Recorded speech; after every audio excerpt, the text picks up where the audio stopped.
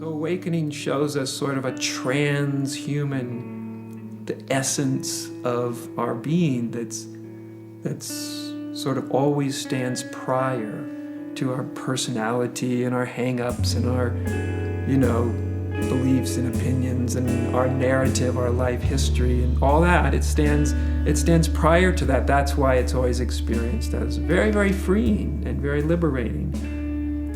But it's not a part in the sense of being completely disconnected. Like I said, any more than your right hand is ultimately disconnected from your left hand.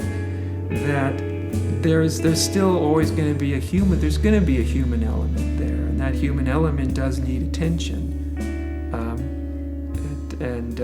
It is tricky because often when people have awakenings, there's this part of them that just kind of wants to ignore the human element, or form this new identity, and I am pure awareness. I have nothing to do with my narrative or my given name or my personality. I'm none of that. I am pure awareness. And you sometimes can just feel the strain in them trying to kind of have a new exclusive identity in pure awareness or pure consciousness. And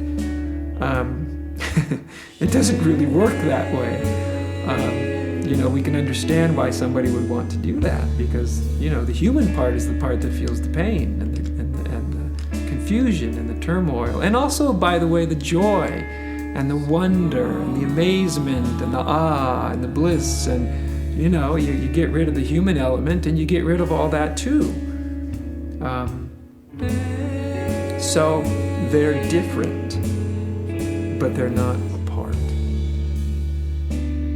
Right? They're different, but they're not apart. And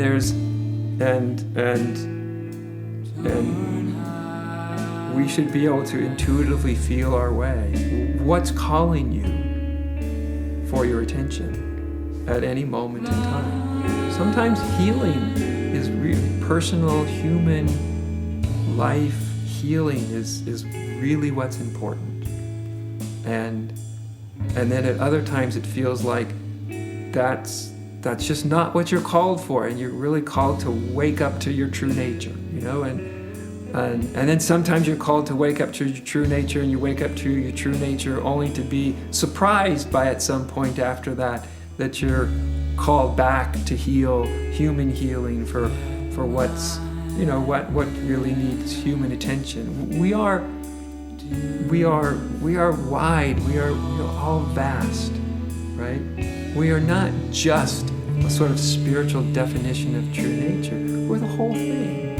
We are true nature. We are what transcends the human part of space and time and all that. That's real, and we can experience that. And our other hand is human and vulnerable and, challenged by life and maybe looking for healing. And all of that, in the end, is part of us.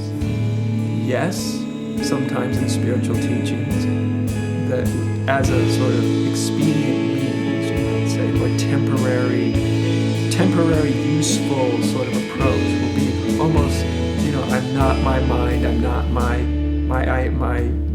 history, I'm not my past, I'm not this, I'm not, the neti approach. That can be very useful sometimes to induce a kind of, or encourage a kind of deeper awakening to the essence of your being. But we shouldn't take that kind of skillful means as ultimate truth. Because if we take it as ultimate truth, then we've sort of we've discounted an aspect of the experience that everybody's having.